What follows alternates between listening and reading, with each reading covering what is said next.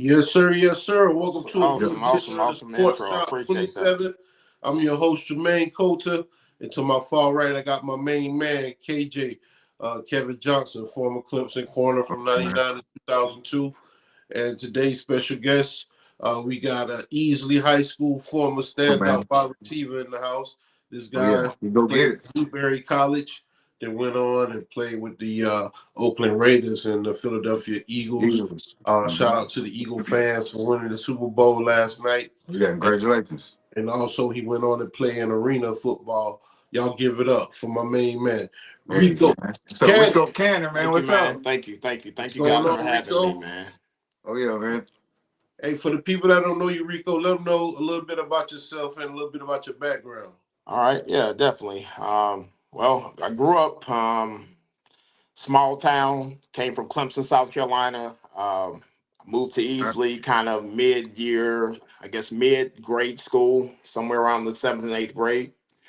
That's when I kind of started making my mark in athletics, probably around fourth, fifth grade. But went on and track and field. That was probably my love, so I started that very early on. I mean, just if you want to just call it running in the streets, I had cousins, friends, our whole neighborhood. I mean, we came from a huge background um, of athletes for the most part. I mean, I grew up Yeah. with a lot of talented guys. I went to Easley High School. I think I had a very successful career in football. I was probably more dominant in track and field at the time, and I always knew that someday I had that gift that I was going to go definitely play in college. I guess the dream goal would be to go and run track and field, the Olympics. That was the goal from day one. But I went on to Newberry College. Definitely had a successful career there. More of a run-oriented team. I started my last 2 years at Newberry, and I felt like that wasn't enough. I felt like I elevated my game and kind of moved forward. And just like most people, you have that type of energy, and I felt like I had that talent and definitely the work ethic to go behind it. And I just started exploring my options. I got me an agent. Came back and running 4.4s, like off the gate, and that just took me, to the next levels, leaps and bounds, and kind of like what the story is. It's not like you guys said, earlier in the edit caption. It's like not where you start, but it's where you end. And it's really more so about the end game. Mm-hmm. I knew that, hey, it's gonna be a rough ride being a free agent, coming from a small school, and like it was pretty much over before it got started. Yeah, I know. However, ended up going to, like you said, with the Eagles. Went to the Portland, Oregon. Went through with the Raiders, and now I stand here. I've been with UPS like 15 years now. Successful in my position as a county executive, and hey, and it's still going, so it doesn't stop from here, guys. But I appreciate you guys having me on, man, and it's very much appreciated to be able to, kind of share my story in hopes it could possibly and, touch one person at least. You know what I mean? Oh, Yes, yeah. So definitely that, man. Thank you. All right. Hey, so take us back to your childhood. What age you start playing sports? And what sport was your first love growing up in Okay. Easley? Okay. So first sport, football. uh, I guess I could say organized sport was football. Okay. Second grade did that, and it was rough. I and KJ, you guys, the Clemson community. So Mm-hmm. a lot of great athletes there. So I played at the Central Rec, and Word. played in the second grade. Went back out there in the third grade, but really, I guess with the kind of the push of my uncle. He sent me back out there, and he was working out of town. And needless to say, I was scared to see him when he came back. They did the bull in the ring, and they Oh, called yeah. that guy's number and did the Woo. bull in the ring, busted lip, the whole nine, and I was up out of there. Oh, yeah. And yeah, I was done with the football. So yeah, after that, I started in the fourth grade running track, and that was my passion. I love to run. So that's kind of how everything pretty much got started. Okay, then. All right. So growing up, who did you model your game after? Who was your inspiration? Was it a family member, somebody in your neighborhood, a friend, or was it a pro athlete? Absolutely. Well, all of the above, really. I'm pretty sure everybody knows DeAndre Hopkins, right? Yep. Oh yeah, So, played in the Super Bowl yeah, yesterday. yeah, absolutely. Mhm. Shout out to Yeah, DeAndre. yeah, man. It came from my hometown, and actually, he's a relative of mine. His mom's great grandmother and my great grandmother. I mean, his mom's great grandmother and my great granddad are brothers and sisters. So, it's a close relation. But his uncle, his name is Terry Smith, and I'm pretty sure you guys have heard of him from Clemson, Oh yeah, South oh Carolina. yeah, So yeah, growing yeah. up in the neighborhood, man, I mean, Terry taught me how to triple jump. I used to watch him. I seen how he was just doing it just from high school or early on, and probably me being like 4, maybe 3 or 4 years younger, that was somebody that it's like I knew this guy's going. So Oh yeah, I want to definitely, make sure I include him in my story because he was that person, just a humble spirit and a guy that I kind of mirrored myself after yeah. and kind of like wanted to chase as far as from an athletic standpoint because he came from where I came from. All right. Hey, so did you play football in middle school as well? And what Yeah, yeah, position? yeah. So basically track fourth all the way through high school, and that's where it pretty much ended. But I started playing football and again in seventh grade. So, I played for I guess the middle school, which would be of Daniel High School. So, the state championships, all the talent that comes out Yeah. of Daniel. Oh yeah. I really didn't see too much playing time because, some dogs out there, early on. And I was pretty much very green at the sport. And I ended up moving to a cross county rivalry. I missed out on 2 state championships at that my junior and senior year, but I played in eighth grade at Easley Junior High School, and I just started to flourish there. Now I'm starting. I was known because of my speed, but speed and the I guess the agilities and the things that you have to start playing football if you're not playing defense. The kind of defensive guys you kind of step in there and just use your athletic ability. There's a lot of fundamentals that go into playing playing the skilled position. So started Mhm. playing eighth grade. And I was a starter on both sides of the ball. I played safety, and I also played wide receiver, of course. Okay. And by my ninth grade year, it was like I was a whole nother player, in my mind. And I got comfortable with, just the contact. Mhm.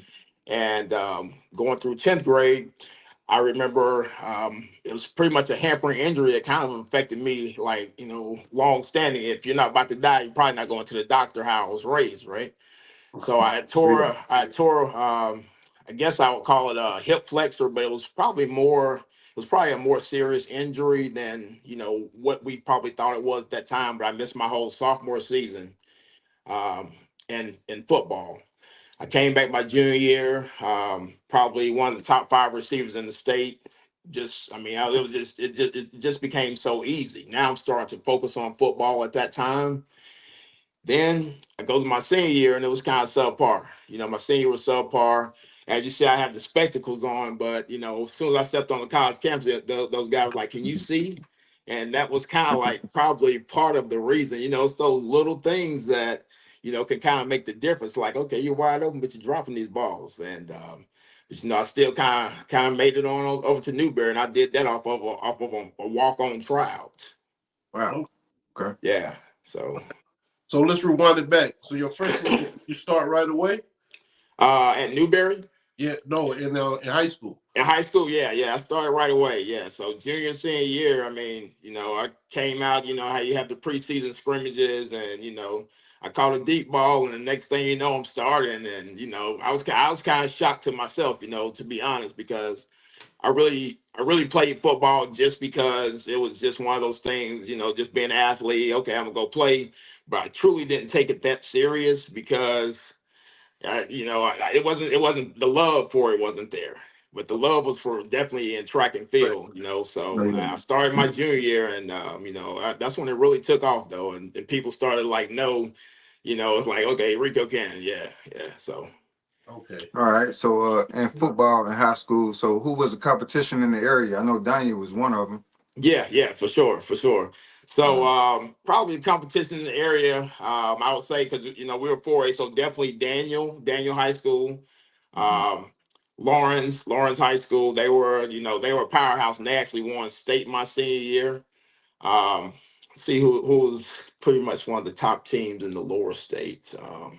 But just in the area, I mean, Daniel, that was really the powerhouse, to be honest. They took it on, but I would say Lawrence High School was a powerhouse, and I played against a lot of talented guys, throughout the community. Some went, further, outside of high school and went on to college. And, I'm not sure if you guys ever heard of Charles Peterson, but he was probably like one of the most talented guys I've ever seen. He played at Lawrence High School, superstar baseball. I think he got drafted. I'm not sure by which organization. Maybe I'm not even certain of the organization. And rest in peace, Charles Peterson. But he went on, had a major league career, minor league career, and I think he was actually part of their organization before he passed of COVID, or some results of COVID.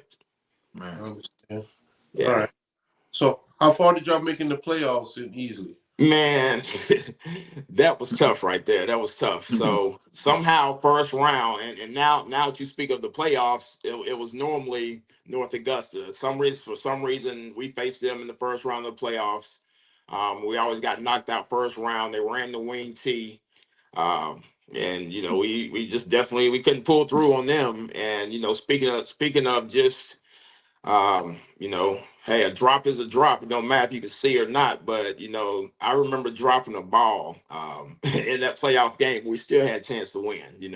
We still had a chance to win. But I remember dropping a slant in that playoff game, whereas we didn't score when we were on the goal line either. But I kind of always took that to heart. Like, you don't want that. You remember that because your team is looking out for you or looking up to you, and they're expecting you to make the plays. And if you don't come through making the plays, then it's really no reason to be out there. You got to come through for your boys. You know what I mean? Out there on that football field. Yeah, most definitely, man. Definitely Yeah, for understand. sure. So talking about the recruiting process, I know you went to Newberry. So Uh was it any other schools you was looking at before you made that huh. decision? Yeah. Absolutely. So, just what I experienced was kind of like, I guess I mean, for me it was an anomaly for me because I was surprised that I wasn't really getting recruited, to be honest. But like I said, I kind of had somewhat of a subpar senior year, but just based on my junior year alone, my senior year wasn't garbage or anything like that. But the recruit process was tough for me because I'm seeing guys getting signed, and just and my name is just kind of flying by the wayside, and I'm like, this is Yeah, not how it's supposed to be because by that time, I had started kind of focusing on football. I ended up going to a wide receiver quarterback camp at Furman University. I think they possibly still have it, but it was a skill, skill position camp, and I started getting some looks from a few schools, but never really too many visits. Using I guess I would say Wake Forest, a lot of like Division 1, AA schools at the time, Western Carolina, Appalachian State. I'm getting letters from them, but I'm really not just truly gaining any traction. And just kind of like what I learned just through that process, just kind of like looking back in the rear view, it's like you during that time you had to really stand out to really get that look, because when I look around me, just at local schools, there really wasn't a lot of guys, just going to play college football, to be honest. So, I gotta really give it up to you guys, that actually take that next step, because, for one reason or another, it's like, hey, once they played in high school, it's kind of like it was over. So I yeah, really didn't have a model to actually go after when it came to those college sports. I didn't really have a mentor in that area either. So I think that it's very important for us guys to kind of share our stories. And, if we can have some influence on individuals to move forward, then that's kind of the path that kind of needs to be taken in order for us to do that. Because going into Newberry, signing season is pretty much over. I guess at the time it was in February, and I remember going down on a rainy day in March. My head football coach from Easley, at the time. Shout out to Coach Anthony. He took me down to Newberry. You know, he made the contact, but I'm wondering like Newberry. You know what I mean? Like Yeah. Newberry for real. I really Yeah. wanted to go play at Florida State to kind of answer your question. All You know, right. I felt like I had that So, skill set, but you know what kind of players they had, and I wanted to play under Bobby Bowden, and truthfully, that was on the strength of. Deion Sanders. I seen him come on that play, that historic play when Chris Gardocki punted the ball and he took it to the oh, house. ran back in Clemson. Yeah, Yeah. he ran it back at Clemson. Yeah, so Okay. I remember I used to sell programs at Clemson University, clean the stadiums, paint tiger paws in people's faces, out there hustling, trying to get the money. And For sure. yeah, and I remember him coming out of the locker room in the West End zone. Fans was bashing him, and he was like, "Okay." And I seen him do that. And I'm like, "Okay, I'm going to Florida State," because he brought that aura. But All right. as far as going back to the recruiting process, I didn't get any looks, and I went down to Newberry one day, and actually the guy who was my quarterback, he and I worked out. And the next thing you know, they offered me a partial scholarship. So it was like, hey, I got to take the first thing smoking. I went ahead Mhm. and signed. I learned later on I had some people that were, trying to make me offers in track and field because I can't say I was all American. I was definitely all state. 2 back-to-back years. Great triple jumper, great triple jumper. But All right. Yeah, that takes I skill. kind of had to just park that down. But just going to work out. I took the first scholarship smoking and pretty much the rest became history after that. All right. Alan Williams threw up the strong sign. All Yeah, right. Got Oh, appreciate you Alan. tuning in. Mike Yeah, man. Unplugged podcast said fam. Easily legend. All salute you right. guys, man. Thank you. Alan Williams say Mike Unplugged, legend podcaster. That's what's up. All right, cool. That's what's up. Awesome. I So appreciate you guys joining, tapping in with us, man. yes, sir. Yeah. So Rico, you go to Newberry and you say Coach Anthony introduced you to the coaches and everything now. Mhm. What was it like your first year? Did you start right away or did Uh, you redshirt? no, I didn't start right away. Again, we were on a run-oriented team. We were practiced to pass plays, but mostly it was a veer option team, and off the play action, there was some senior guys there that I kind of set behind my junior year. I'm sorry, my freshman year. I set behind those guys. Um, we had a Division 1 team on our schedule, and I think they ended up kind of going almost. I'm not sure. I know they didn't win the national championship at the time, but Western Carolina was great and got put in the fourth quarter. We were getting beat like 60 something done. It was cold. I really didn't want to be out there to be honest, because it's like y'all want to throw me Yeah. out here. I see what they're doing to my other teammates. I really don't care to go out here as a freshman because even if it's D2, man, and you guys know it best.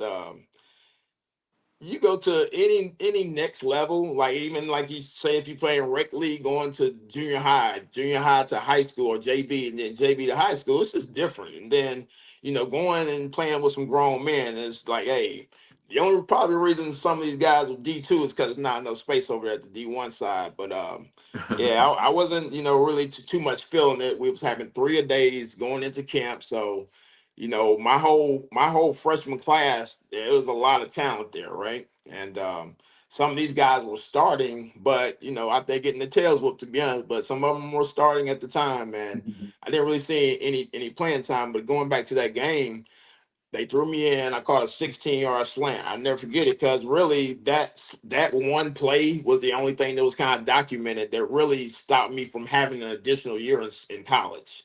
So now that was it's kind of like an NCAA stat, and that kind of blew my red shirt. My freshman year. Going into my sophomore year, um, I played sparingly. I remember dropping an out, and I didn't really see the field like really any the rest of the year. And again, we getting beat by the number 1 team in the nation at the time, Carson Newman. And I think they went on and won the national championship. And this is as a sophomore.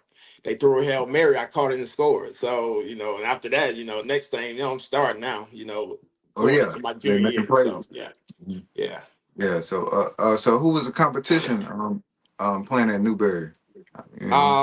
As far as the teams, definitely Carson Newman. They were they were the team. They probably, early 2000s. If they didn't win two national championships, they was at least there. They were at least there 2 out of 4 years that I was in college. So that was the team to actually beat. But ironically, my junior year, I scored two touchdowns against them. So, it's probably like one of my biggest games. And that's when I knew, like, okay, if I can do that against these guys, and, as time goes on, it's just a confidence builder. But Mm-hmm. we were, I think we finished our senior year, my senior year, we finished like 7-3, 7-4, and I told him 9 points, so we never made it to the playoffs, and I never got any type of conference honors, even though I was out there, putting up conference honors, first team conference. We started the SAC 8, and when you restart the conferences, I'm not sure how it is now, but back then we had to have a probationary year. So we were in this conference. However, we can't actually play for the conference championship. We couldn't get conference honors. So but Carson Newman definitely was that top dog in our conference. We played Catawba. Let's see, at the time it was Presbyterian, Mars Hill. A lot of the kind of, I guess, the southeastern teams, but Carson Newman, I mean, everybody knew about Carson Newman back in that day. Oh yeah. So, what was your favorite stadium to play in besides Newberry? Um, in college, probably I would say Lenore Ryan, and not playing under 80,000 people, of course, like somebody I know, but just kind of going out there playing at Lenore Ryan, great field, nice setup. It kind of reminded me, I mean, just of some small big stadium. They had the bricks around it, very aesthetic look, and I think now they got the jumbotrons and stuff now. But that was probably one of the better stadiums that I played in. It made me feel like I was playing on a different level other than D2. Oh yeah. Because at the time at Newberry, and I haven't been back in a few years, but they have definitely revamped their stadium. They put a lot of money into the program. So shout out to the Newberry Wolves. I Yeah. came from the Newberry Indians, so when they had the um, I guess all the protesters, speaking of, the Indians and Redskins, when they changed over the commanders, that affected my college as well. But we came through as the Newberry Indians. All But right. yeah, definitely Lenore Ryan. Definitely the best stadium. Newberry. I love playing at home though. It's very small setup, probably smaller than my high school stadium to be honest. But you Okay. know, definitely out there putting up those numbers. All right, man. Let's tap into your playlist. What kind of music you listen to? Okay. Before you, Okay. Yeah. Yeah. back then, Back then. Yeah. Yeah. Yeah, Yeah. yeah. Yeah. Yeah. What, So some Master P? What? Nah. huge, and it's crazy because me and some fellas we talk about this. And they were like, "How do you like this? This New York East Coast music?" Because towards the end of my latter years, Outkast didn't come up until kind of like I guess right around my senior year of high school. Well, actually, my freshman year of high school, '94. And Outkast, that was everything. Outkast, Goody Mob, but I have a huge passion to listen to music by Nas. That's probably like one of my favorite Oh, artists. okay. All That you can't get no better than that. So right. that's All right. probably who I listen to. All the time, the Illmatic. And I still listen to that today. To be honest, All so. right. But Nas, Jay Z, Biggie, um, Master P, like you said, but just to kind of get me going, I probably had some Nas on in the headphones, the All CD right. Walkman. We had the CD Walkmans back then, so For sure, man. or maybe even a tape Walkman. So Yeah, yeah, yeah, the CD Walkman may have came later on around my latter years of college, but I probably yeah. came through with a tape, no more so than not. It was Okay. definitely a tape. Now that I think about it. So, what was your favorite game day meal at Newberry? Uh, it was pretty basic. It was pretty basic. It was like the game day meals at Newberry was definitely basic. It was pretty much hamburger steak, green beans, Yeah. and a baked potato. Yeah, it was hamburger steak, green beans, and baked potato. You can't forget it because we on the road. It's like everywhere we go, we gotta eat hamburger steaks, baked beans, and hamburger steak, green beans, and the baked potatoes. But yeah, I guess it got to be that because that's all I had. Hey, we got to eat, so that's pretty Yeah, much what it was, man. We catching these road games on the buses, so I feel yeah. you. all right, man. So you had a good career at Newberry. You finished up there, and you start getting ready for the NFL. Let's talk about that for a little bit. Okay, great. Now this was a story. This the part of the story I love, man. You know, I want to just kind of just just put the bar there, right? And this is the bar. The bar says that anytime they tell you it's over, you got to keep on going. If you have some passion, if you feel in your heart, and you got to set some lofty goals for yourself, right? That's true. So setting these lofty goals for myself, I had I put it I had it on the back of my college dorm room. I typed it out on Excel. I Hmm. reached all my goals that I aspired to do as a senior going to college. Right now it's over. I was the uh, leading the career leading touchdown on the touchdown list at Newberry, and it was 13. I got 13 touchdowns. I think the leader at the time had 12. But again, my screen froze? Can you guys hear me? Okay. Yeah, Yeah, you we bet. see you. You Okay. good? All right. Yeah. So I was the career leader and football as far as touchdowns in a career. I had 13. Again, going back to saying we were a very heavy run team. A lot of the plays in which I made plays off of were off the play action, the veer, three-step drop, slants, Hmm. posts. Killing on the post. I mean, they used to call me the post man. That's where I All that's where right. I really truly ate at. Because if the DB is sitting there at 10 yards, and the safety is, I can see the safety in my peripheral. I'm going by him, and I just hope that the ball's in there. And I did it so many times, and that's kind of like my bread and butter. That and the slant. I wasn't scared to go across the middle. I didn't drop a ball my whole Okay. senior year. Zero drops. I did fumble the first game, but going back into backing up into the pro career, um, I said it wasn't over, and I wasn't going to let it be over. And it's kind of like that's a very lofty dream to say you're about to take it to the next level. It's very lofty, but I Hmm. didn't. Of course, I didn't have any invites to the combines. Indianapolis at the time. That I knew. I had the reality to know that that wasn't going to happen, but they had these super regional combines, and I think they still have them. And I talked to my mom, and I think it was around. The combine was right around the same time they have it. Like during the draft season, like pre-draft time. So probably in March. And once I got back to school after Christmas, I mean, I worked my ass off. I Hmm. really went. I really went hard. Just training. When all Yeah. my peers, because now I'm set up. I'm about to graduate. You know, I'm no longer on the football team, but I'm using the facilities and I'm on the field literally at least 4 days a week, out of the week, and I'm running sprints. I remember I just ran 60s, just sprinting, Yeah. working Stay in out shape. every Yeah. single day. And I ended up going down to Morris Brown College, and they had a turf field. It was Arena League.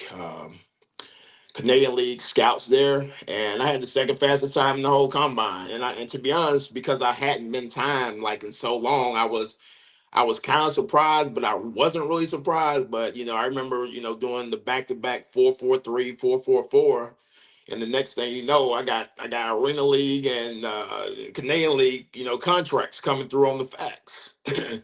Now I Really. got an agent. Now I'm getting a buzz at that time. So that's kind of like, that was my moment of truth to say that, hey, it's over when you say it's over, but you have to be a realist with yourself and where Hmm. you are and what you're trying to attain. But that's Yeah. kind of that was a start for the recruiting. I mean, well, for going into the professional ranks. Well, lo and behold, after that,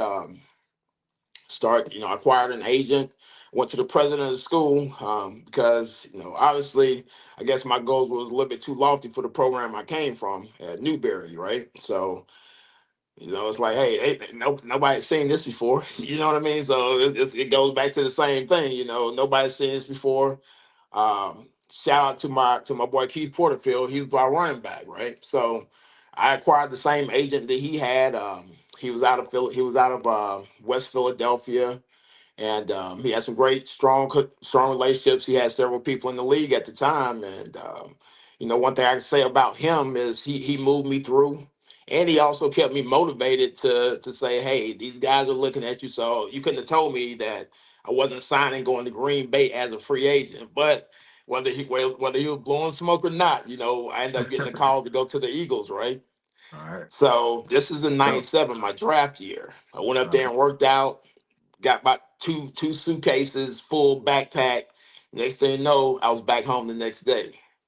I was wondering why them guys only had backpacks, but I had two suitcases because I'm here to stay. I'm like, I'm going to go up there and do it. But, hey, as luck would have it was over. You know what I'm saying? It was kind of over before it started. Same thing with Green Bay, the same summer. Like, this is like right before training camp is starting. I'm like, at least at least they're, giving me this opportunity, which, yeah. that, and it's not, me having a mini camp workout or anything like that. Cause I seen those guys come and, go and come to it. And I was like, are they going to make me go and come while I'm out here?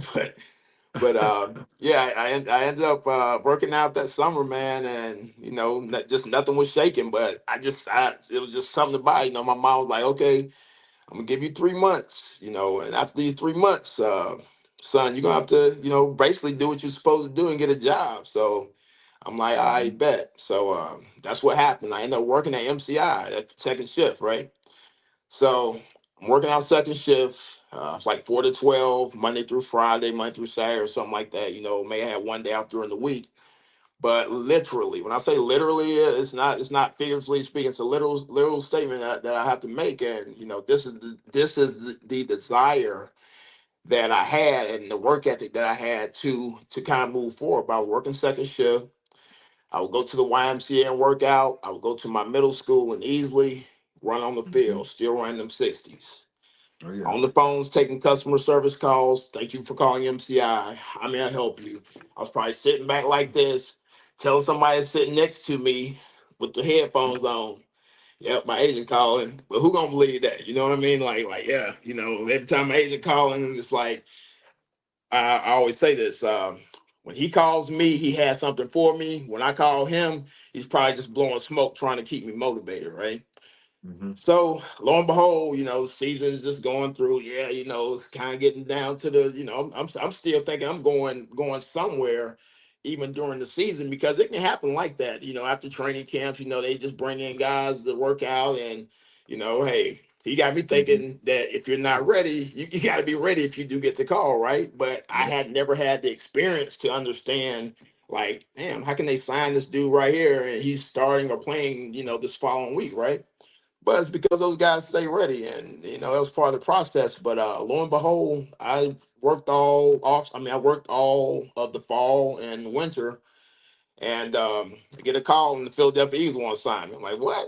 Okay, because I thought I was going to go play in NFL Europe at the time, right, and get allocated by one of the NFL teams. That's what Yeah. I was looking to do. But Mm-hmm. all of a sudden I'm signed with the Eagles, so I'm packing up my Jeep Cherokee. I'm driving up to Philly. This is in February of '98, so my draft season is over. So really, I came through as what they call a street free agent, like so. And we didn't have the power of social media. You know what I mean? So it really wasn't a big story. It's like, oh, Rico going to the Eagles, but it's like I expected to do this, but looking at it hindsight, it's like it's really a big deal. You know what I mean? It's really a big deal. And sometimes Yeah. when you do, what you're already doing, it's like, okay, this is just what it is. But at 50 years old, I can just look back and see like that's kind of a big deal to just really believe in yourself. And because I don't know Yeah. nobody that was taking calls at MCI that was signed with the Eagles the next day, right? So I go Yeah. through that off season. Long story short, I go through that off season. Um, Still, that's hampering hip flexor. The groin. That was kind of hampering, but I still can't get off the line with Troy Benson and Bobby Taylor. Anyways, I wasn't ready for that man to man. You know what I mean? It was totally different. I'm used to people playing at cover three. Man to man. I didn't see too much, but I also Mm-hmm. didn't see all pros every day either, right? So although I did play with some great guys in college, you know what I mean. Stanley Clay, shout out to my boy Stanley. He definitely roughed me up in college. So I would say when playing with him in college, I'm ready for the pros damn near. You know what I mean? Because he took it to the next level as well.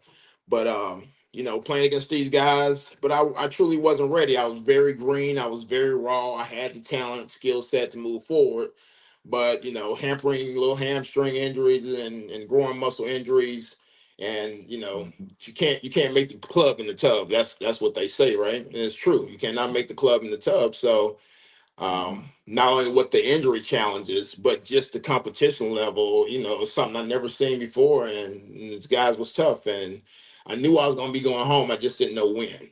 So came back home. Now I'm just training, I'm trying to, go back, resurface, um, like, like I put a whole year in, because I started there in February and worked out through all the off season mini camps up to training camp. So, I'm working out with the team like every day in the OTAs and stuff. And it's like, darn, you put in all this work, and guess what? You're coming back home to nothing. You know what I mean? So it's like, okay, what am I going to do now? Well, I'm gonna decide to just take this sacrifice, and I'm going to move forward. I'm going to continue to work out. My agent tell me, hey, you gotta get started. At least somebody knows you're on the map. Maybe, because I had passed up CFL, I had passed up AFL contracts like coming out of college because my desire was to go to the league. Just from day one out the gate, it's like it's either this or nothing, and I'm out. You know what I mean? It was like, okay, I'm gonna what they call the bag today. I'm gonna go get the bag. I know it's not gonna last long. I'm gonna try my best to make some type of investments. This is in the best case scenario. Try to make some, some money. Everybody want to buy their mama a house. You know what I mean? So, it's like, Yeah. okay, I'm back. I'm back at the crib, right? So moving forward, I ended up getting cut, working out that whole football season of 90, I guess it's 98 season. And then I signed with the Portland Forest Dragons out in Oregon. So, I was really wanting to get allocated. I wanted to go play in NFL Europe, to be honest, like really, I don't know about that, you know.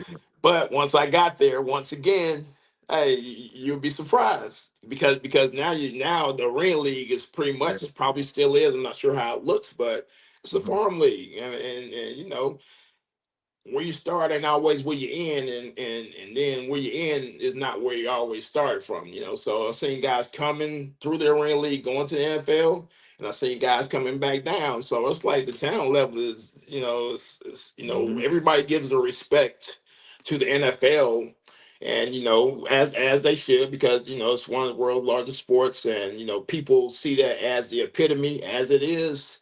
However, there are some guys out there that definitely can play on those next levels, and Yeah. i.e. Rico can, to be honest, in association with it. But it's only 53 spots, and it's the top 1%. So you have to really have that high level of talent and have a little bit of luck, be injury free, and Mhm. sometimes have some connections as well. It's Yeah. like it's There you it's a, go. it's a lot it's a lot of things that are Ties flowing into it. into it, ties into it, like you said, Hmm. to kind of move yourself through that system. And on top of that, it's like a lot of things you just can't truly control. A lot of things you Yeah. can't truly control, because I saw guys in the league, and um, you were like, dang, he got cut. But then you also see guys in the league like, dang, he made it. You know what I mean? Yeah. So Trust me, I it goes understand. both ways. Yeah, it goes both ways. But I went to the Arena League in '99, Oregon. I only played 10 games there, but basically yards per catch. I led the Arena League in yards per catch. It was like 16 or 17 yards per catch. I think I had like 7 or 8 touchdowns, about 600 yards in the 10 games. In the middle Mhm. of that season, towards the end, like around week 8 of the Arena League. So I guess it was probably like June, April, but I guess it was in June. Get a call from my agent. Gruden want to work you out. Okay, flew down to Oakland, worked out, um, worked out one of the backup quarterbacks, busted a 4-4 again. Walking back to the facility, from the practice field. I never forget this. I never forget it. John Brew was like, Rico Cannon, you ready to be a Raider? I'm like, damn, hell yeah. I'm ready. I'm For really ready. sure. Yeah, I'm definitely ready. You know what I Oh, mean? yeah. So flew back to Oregon, played 2 more games, and this is how the ball, and I'm the man that never, because I work too hard to make an excuse, right? Only excuse is, hey, it just don't, some things are just not meant to be, and it just doesn't happen. But my last arena game, I scored, and again, that hampering hip flexor I'm telling you about, it was a beast. It was a beast. And there was times that I went through seasons in college, and it didn't really bother me. But I had some episodes with that thing, all along. But my last game in Portland, I kind of pulled it up. So now I'm going into this training camp in Oakland, and I know in 3 weeks I'm not going to be ready. You know what I mean? I know I'm not going to be ready, and my body's already beat up anyways from those previous 10 games. But it wasn't probably about 5 days into camp. I knew I was going to pull up again. Pulled up in the club. Same story. I didn't make it in Philadelphia, but I wasn't gonna make it. But this time, I thought I could really, I got better because now I'm playing again. You get where I'm coming from? So almost 2 years without playing, like literally playing. I played during preseason, but now I was back playing. So lo and behold, they kept me around. Yeah, They we got kept me some around. video clips, man. We gonna check those out for you. Okay, let's do that.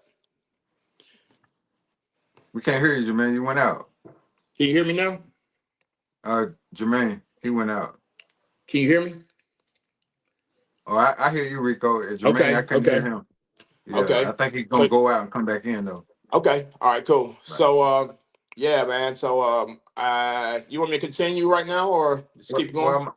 well, I think we gonna show we Okay, I'm got gonna some show some clips. We're gonna clips. show some video of you. I'm back. Okay, let's do that. We're Yeah, here gonna we go go ahead right here. and do it. For everybody that's watching, I don't own the rights to the video or the music in the clip.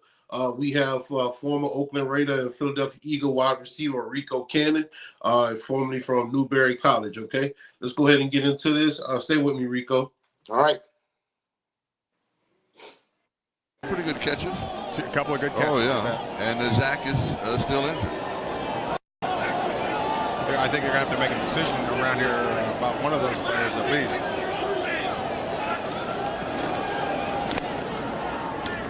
On target. This is number 13, Rico Cannon, who has the reception. And here's a player who's been injured all preseason. Yep. And you heard it just right there. I mean, it couldn't came at a more perfect time. Been injured all preseason. They I guess prior to just coming back in. I was in Philadelphia last year. I did well in the Arena League.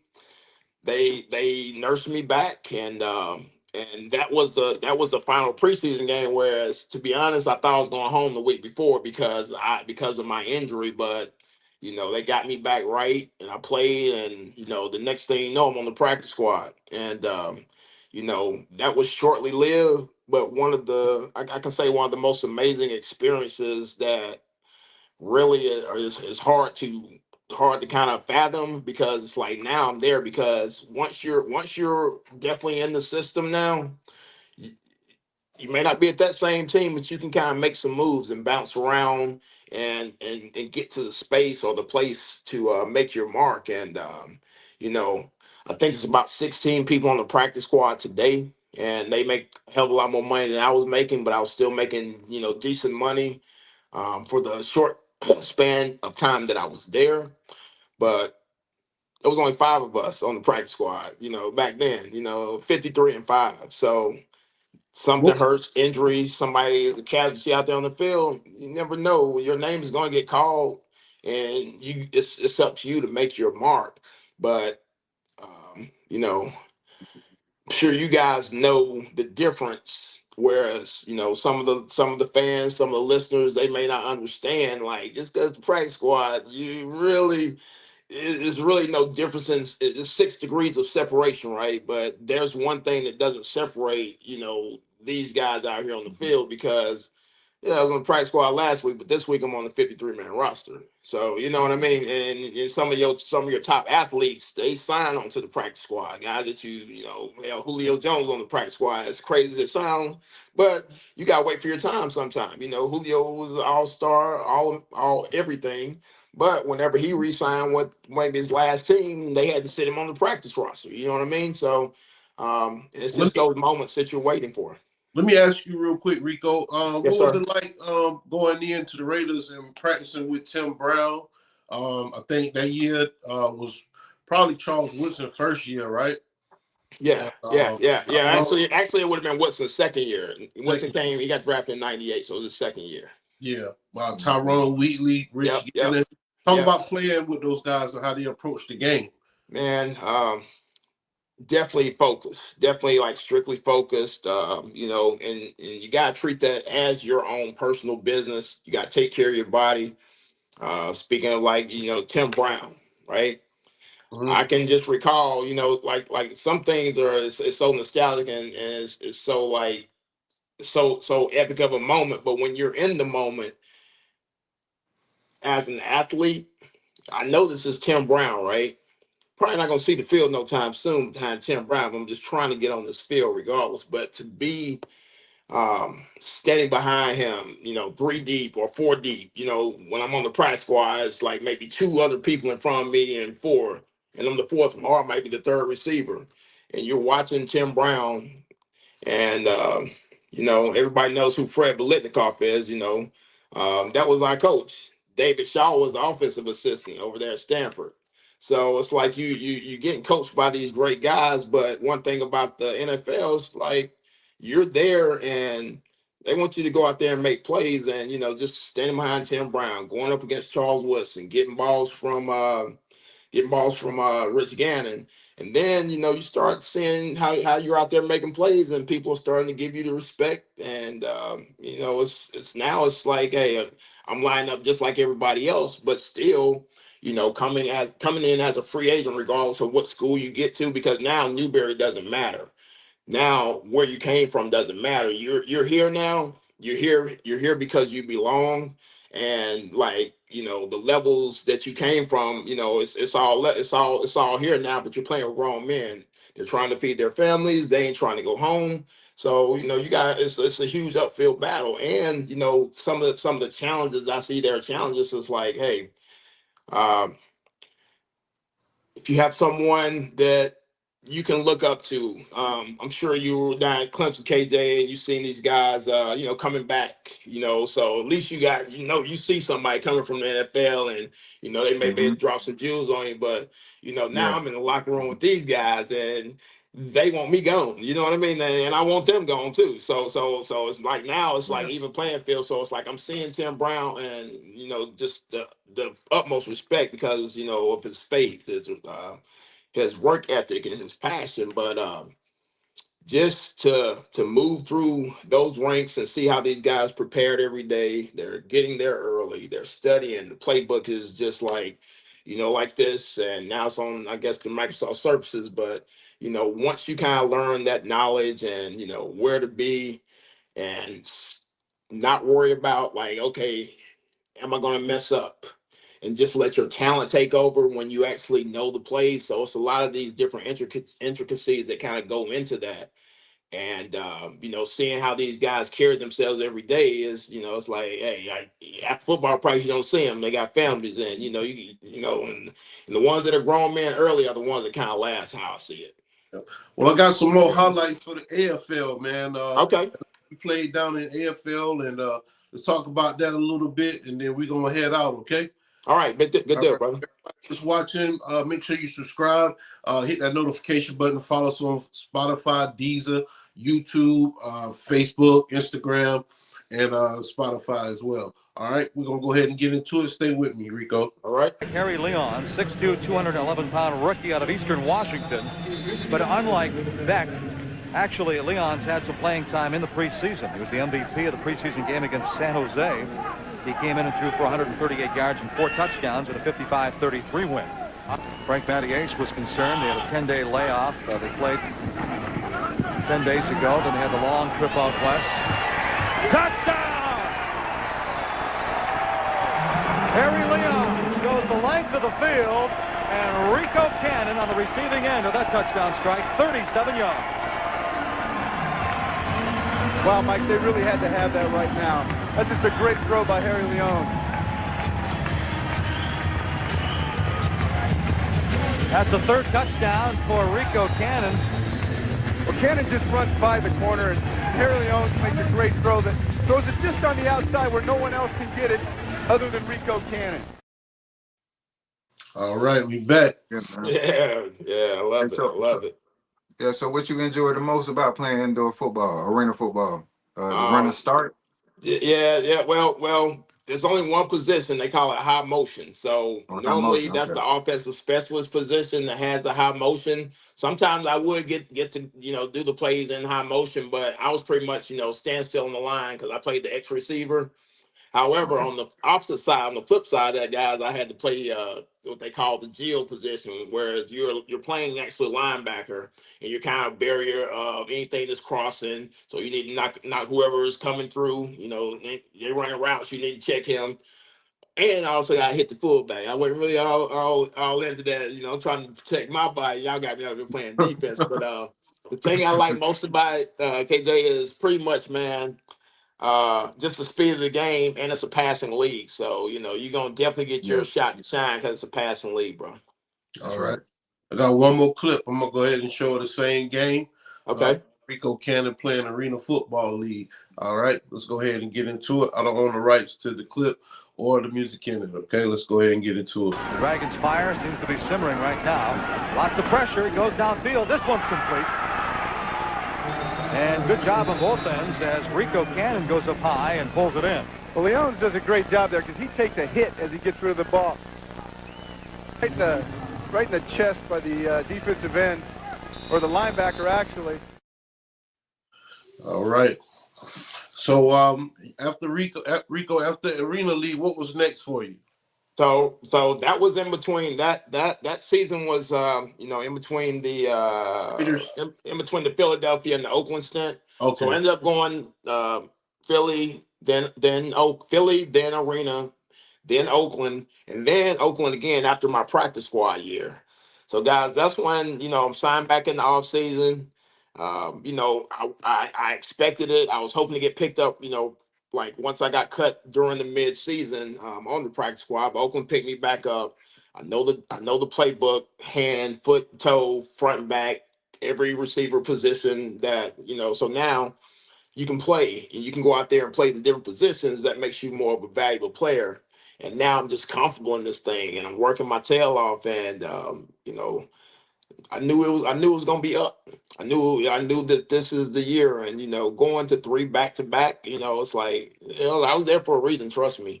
And just as you heard the guy say, in that '99 season, yeah, Rico Kent's been injured. Well,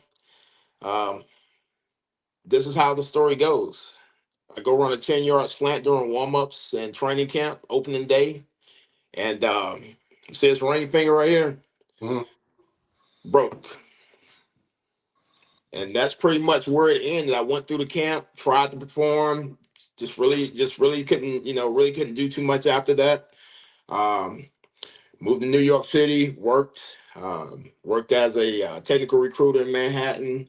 And, when I walked away from the game, my brothers, it was like, hey, I given it pretty much everything that I had to give. And I felt so good because of the confidence of my talent level of where I left it. You know what I mean? Like I was a totally different player. You know what I mean? And you know, just because you don't see it on the bright lights, it doesn't mean that it didn't exist. You feel me? So that's kind of like where I left the football at the time. And then I ended up working in New York.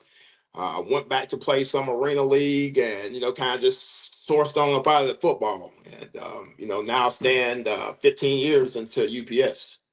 All right. All right. What is your message to the youth, Rico?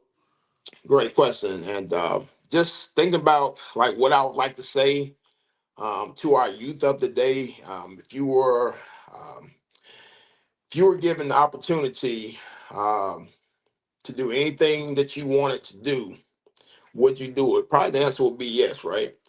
But doing the thing that you love to do is one thing. Like I love the rush of the football playing. You know, I love to play. But then you have to also understand that some things are not going to happen forever. You have to prepare yourself for the next steps in life, Hmm. going to college, or just getting through high school first and foremost, because that's a challenge within itself. But then going to college, if you want to play at the next level, going from high school to college, you have to be already there before you even step into that space. You have to start training yourself. You have to put yourself around mentors. You have to listen to your coaches, listen to your parents. Um, you see Hmm. the examples that are out there, the social media. Make sure that what you put on your social media is going to follow you, you know, from high school on. These college coaches, recruiters, so on and so forth, they're actually out there looking at your social media pages, just like it is if I'm applying for a corporate job. They're looking and they want to see like what your off season, what's the real you? What's this guy doing when the lights and cameras and action aren't on? And you're gonna have that scope on you all the time. But what's most important is to chase your dreams, go for whatever you want to, and the naysayers, they're gonna be there. The naysayers are gonna be there, but you just gotta put your blinders on. You gotta muffle your ears, and you gotta be beeline. And you know, from my story is all about persevering. You know, you gotta be relentless in whatever you're doing, and you gotta have passion behind it. And but don't ever be misled by what you cannot accomplish if you put the hard work behind it. And always have a backup plan. Get your education, because education can take you anywhere. You know, you can be an entrepreneur, you can be a ball player, you can be a corporate guy. There's so many things that you can do if you have that education. Even trade school, you know, anything that's going to make the money.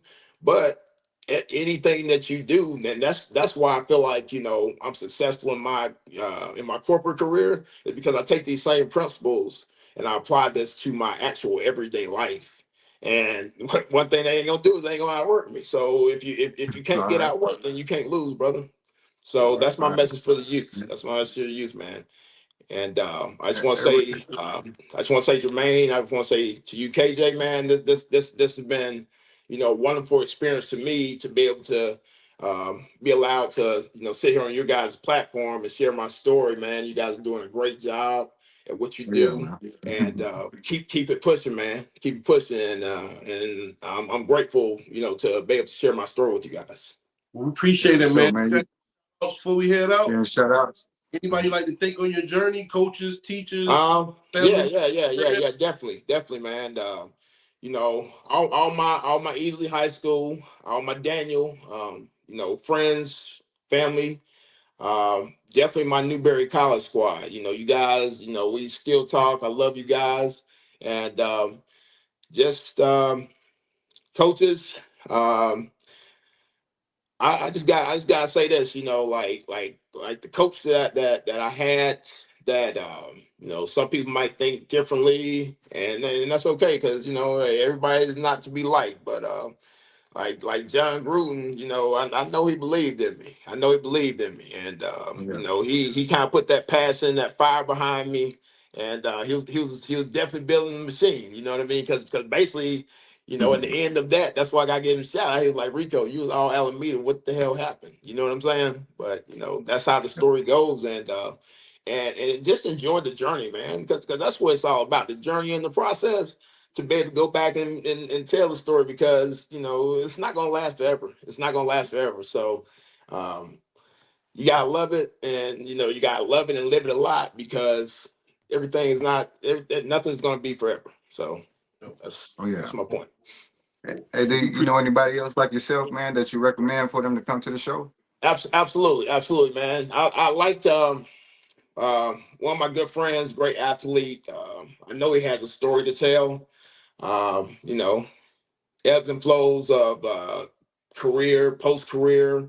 But a good friend of mine by the name of Jay Haygood. You know, I'll definitely, if you guys can reach out to him, and I'll definitely share this Um, share this this yeah. set this this session with him.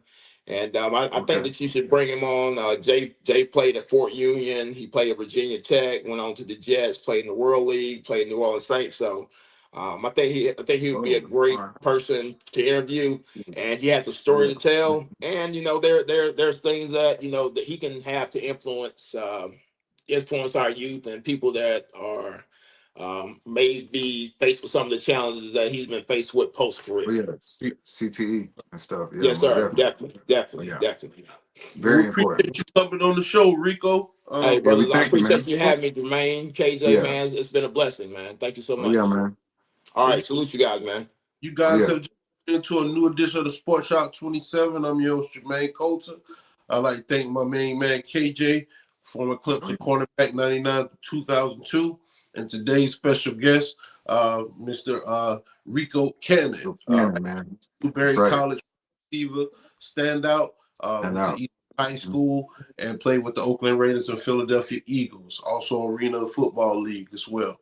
If you guys are interested in purchasing merch, the link's at the bottom of the ticker. It'll be also posted at the end of the show. For everybody that's watching, thank you. Don't forget to hit that subscribe button on YouTube and hit the That's notification right. button. Follow us on Facebook, Spotify, Deezer, and Instagram as well. All right. Until next time, our motto is not how you start, it's how you finish. All right. Mm-hmm. Until then, be blessed, Thanks. safe. Appreciate Thank it. you. Out.